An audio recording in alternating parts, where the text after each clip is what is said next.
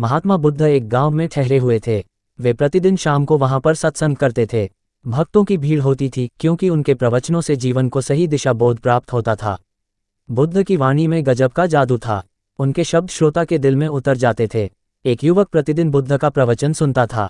एक दिन जब प्रवचन समाप्त हो गए तो वह बुद्ध के पास गया और बोला, महाराज, मैं काफी दिनों से आपके प्रवचन सुन रहा हूं, किंतु यहाँ से जाने के बाद मैं अपने गृहस्थ जीवन में वैसा सदाचरण नहीं कर पाता जैसा यहाँ से सुनकर जाता हूं।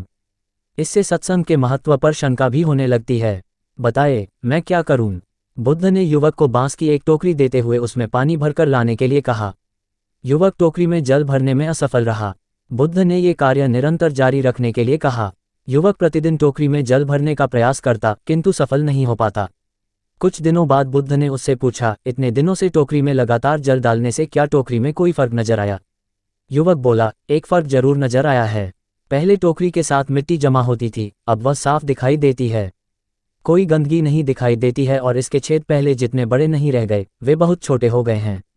तब बुद्ध ने उसे समझाया, यदि इसी तरह उसे पानी में निरंतर डालते रहोगे तो कुछ ही दिनों में ये छेद फूलकर बंद हो जाएंगे और टोकरी में पानी भर पाओगे।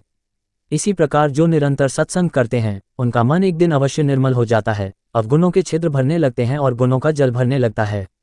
युवक ने बुद्ध से अपनी समस्या का समाधान पा लिया।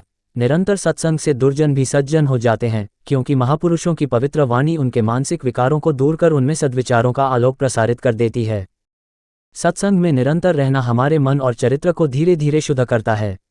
जैसे बांस की टोकरी में बार बार पानी डालने से उसकी गंदगी साफ हो जाती है, वैसे ही सत्संग से हमारे विकार कम होते जाते हैं और सद्गुण बढ़ते हैं। किसी भी अच्छे कार्य का प्रभाव धीरे धीरे होता है। हमें धैर्य के साथ और नियमित रूप से अच्छे विचारों और संगति में बने रहना चाहिए। अगर जीवन में सद्गुण लाने की इच्छा हो तो हमें निरंतर अच्छे विचारों और महापुरुषों की वाणी के संपर्क में रहना चाहिए। धीरे धीरे हमारे अवगुण दूर होने लगते हैं और हम अधिक अच्छे और सकारात्मक बनते हैं। महात्मा बुद्ध की वाणी बताती है कि सत्य, ज्ञान और अच्छे विचारों का हमारे जीवन पर सकारात्मक प्रभाव पड़ता है और वे हमारे विकारों को धीरे धीरे समाप्त कर देते हैं। सच्चे ज्ञान और सत्संग का प्रभाव समय के साथ मन पर पड़ता है और हमें धैर्य के साथ इसका पालन करते रहना चाहिए। जैसे निरंतर पानी डालने से टोकरी के छिद्र छोटे हो जाते हैं और वह पानी रखने लायक हो जाती है, वैसे ही सत्संग से हमारे अंदर भी अच्छे गुणों का संचय होता है और जीवन में सही दिशा प्राप्त होती है।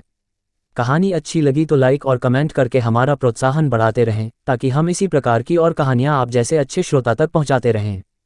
साथ ही चैनल को सब्सक्राइब कर लें, जिससे हमारी आने वाली सभी वीडियोज़ की नोटिफिकेशन आप तक पहले पहुंचती रहे।